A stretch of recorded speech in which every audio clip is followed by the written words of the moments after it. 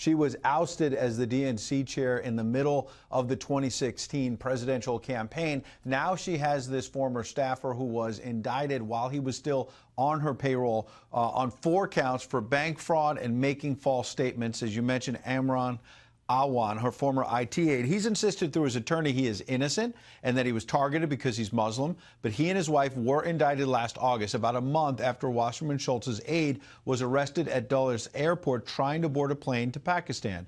His wife had already fled with several $1,000s in cash, and the FBI says the couple had already wired almost $300,000 back home to Pakistan. Awan, his wife, and other relatives collected at least $4 million in taxpayer money since 2009, working for various House Democrats, most of whom fired Awan in February 2017 amid questions of double billing and alleged equipment theft. The whole family was barred from using the House network. But here it gets interesting. For some reason, Wasserman Schultz did not fire him until months later, July of 2017, when he got arrested, insisting he provided other services that did not involve the House network. And she got quite agitated when the Capitol Police did not return her tech equipment that was being looked at. Now, Republicans like Ron DeSantis, who's been probing this matter, have also been puzzled about the fact that Awan family members got paid 6-figure salaries by taxpayers and were possibly not even showing up for some of that work. One family member apparently drawing another salary from McDonald's, yes, McDonald's, while other family members were running what was called a fake car rental outfit. Listen. Was there some underlying reason why the Awans were basically given free rein to run a scheme inside the Congress where they're getting paid for no-show jobs and they have basically unadulterated access to these members' servers? Under my understanding, the Capitol Police is not able to confiscate members' equipment when the member is not under investigation. If that in fact is the case, and with the permission of through the investigation, then we'll return the equipment. But until that's accomplished, I can't return the equipment. I think you're violating the rules when you conduct your business that way, and should expect that there would be consequences. Consequences, she said. She may get more agitated at the fact that now there are reports there's going to be a plea deal with the Justice Department with the couple. We don't know what they're going to tell prosecutors, but the bottom line is that Wasserman Schultz has previously said this whole story is being pushed by Republicans to divert attention away from, yes, Russian meddling in the 2016 campaign. Martha. Interesting. Ed, thank you very much. So joining me now, Byron York, chief political correspondent for the Washington Examiner and a Fox News contributor, and Mark Penn, president and managing partner of the Stagwell Group, and he served obviously as a pollster for the Clintons. This is interesting, and what Debbie Wasserman Schultz just said is has been written about a lot. Politico wrote a piece saying that several hardline conservatives and right-wing bloggers have seized on the conspiracy theories related to the investigation, claiming that Awan had access to Wasserman Schultz's emails while she was chairwoman of the Democratic National Committee, and that he, not Russia, was behind the leak of thousands of DNC emails during the election. What do you think about that theory, Byron? Well, as Ed was just talking about, her saying that perhaps this was being used to divert attention from the Trump-Russia matter, I think the Trump-Russia matter has diverted attention from this. It's really a very big deal, and the whole the Pakistani angle, the fact of wiring so much money to Pakistan, being caught at the airport, and really the kind of ferocious loyalty of Debbie Wasserman Schultz to her staffer, even after a number of other Democrats had backed away big time and they'd been accused of crimes. A lot of this stuff just doesn't seem to add up. Yeah, I mean, it's, when you go back and you look at it, Mark, and you think about those days during the DNC, and her emails start trickling out, and, everybody wants to know where the server is. They never turn the server over, and now she's protecting him. She is accusing other people of, of having some sort of bias against him because he's from Pakistan. What goes through your mind when you watch all this thing? What are your questions?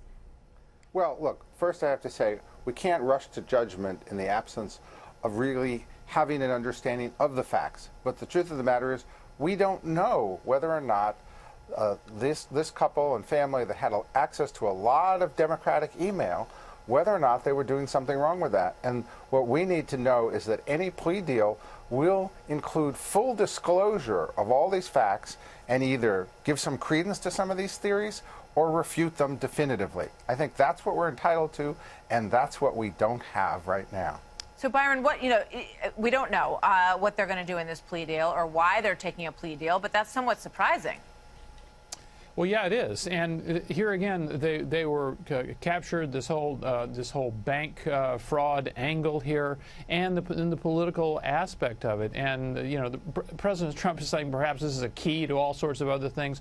Not sure we can see how that exactly works. But this is something that affected a lot of Democrats in the Senate, in the House, and this group of people around Imran Awan were paid a lot of money, very high-end House salaries for apparently doing very, very little. I mean, it's a really mysterious Yeah, that's case. What's weird. I mean, she continued to keep them on the payroll.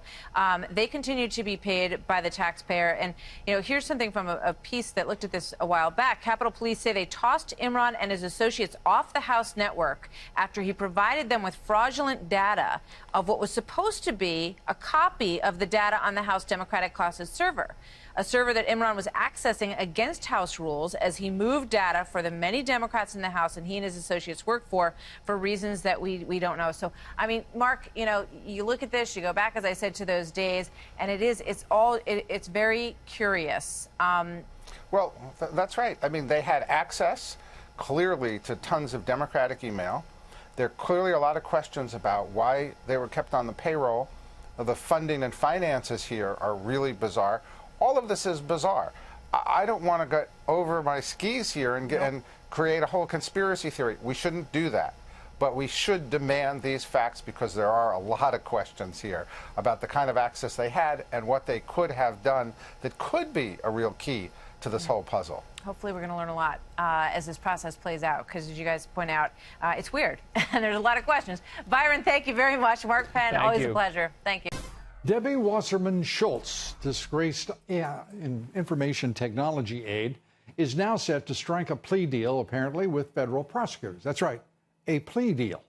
A hearing has been set for July 3rd following 7 delays in that case over the past 6 months alone. Awan and his wife face conspiracy and bank fraud charges, transferring money from the Congressional Federal Credit Union to Pakistan before trying to flee the country.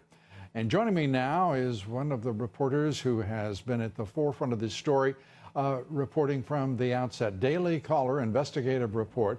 Luke Rosiak joins us here tonight. Luke, great to see you. And again, terrific reporting. This case is one of the most frustrating things to witness because it's inexplicable. The delays, the peculiar posture that's been assumed by the prosecutors and the defendants in this case, and the role of the former DNC head, Congresswoman Debbie Wasserman Schultz. Well, here's how you explain it, Lou. This is about rigging the 2016 election. There was a second hack that occurred the same week that the DNC was breached. The same week that WikiLeaks started putting up those DNC emails, the House of Representatives Inspector General briefed authorities that there was this ongoing hack by Pakistanis who the Democrats has hired as IT guys. And ordinarily they would have been arrested on the bat, obviously. But think about it, that Russian narrative that they just decided to start pitching that very week, you know how tenuous it is, how backed by nothing it is. You throw into the mix arrests of Pakistanis hired by Democrats and unvetted for a similar hack at the identical time. The narrative about Russia would have been impossible to secure. And as you know, that's all they care about is the narrative. Yeah. So and what's interesting in this, amongst the many things that are interesting, fascinating, intriguing, and frustrating, is where is the Justice Department now? Why in the world aren't we hearing about this from Jeff Sessions? Why aren't we hearing about it from a Republican led Justice Department? And where in the world is Debbie Wasserman Schultz, and how has she been given immunity?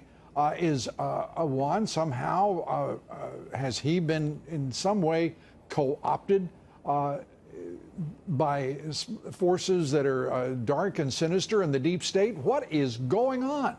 What it is that the handling of this case disproves the entire Russian narrative. Democrats don't care about hacking. They don't care about foreign meddling.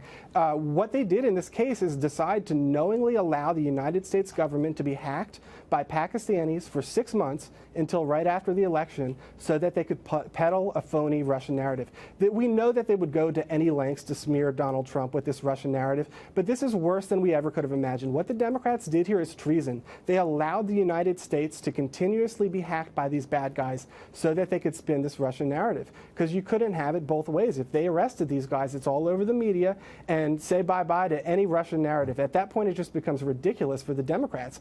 Fool me once, shame on you. Fool me 10 times, shame on the Democrats for being completely negligent with their IT getting hacked again and again due to their extreme negligence. This is by unvetted Muslims who came over through chain migration. This would have been the October surprise that would have ensured a victory by Donald Trump, and the House of Representatives withheld that knowledge from voters and Debbie put Wasserman the Schultz nation at risk in the process. And Debbie Wasserman Schultz, at the forefront of it all, as the person who also made it possible because she was in charge for the Russians, quote unquote, to hack the DNC servers and somehow convince the FBI that they should not bother the DNC with a little matter of national security like having their servers hacked. Everyone, by the way, when you heard Luke say that they were unvetted, not a single one of the 44 House Democrats who hired these Pakistani IT aides, not a one of them conducted background checks on the folks who were basically running a ghost employee scheme. And we're going to be following it, and I would like, Luke, very much if you would join us here to tell us what's going on with this case. A plea deal. Are they trying once again, they being this government and this administration now in charge of the Justice Department, surely they would not be a party to concealing and putting this thing so deep that it wouldn't see the light of day. No, they are. The DOJ under Jeff Sessions is covering up a scandal that exposes the entire Russian narrative as a hoax. It is within Jeff Sessions' power to demolish this Russian narrative once and for all, charge the Pakistanis with hacking Congress, and exposing Democrats' hypocrisy and negligence. He has a list of witnesses, and his FBI is refusing to interview them.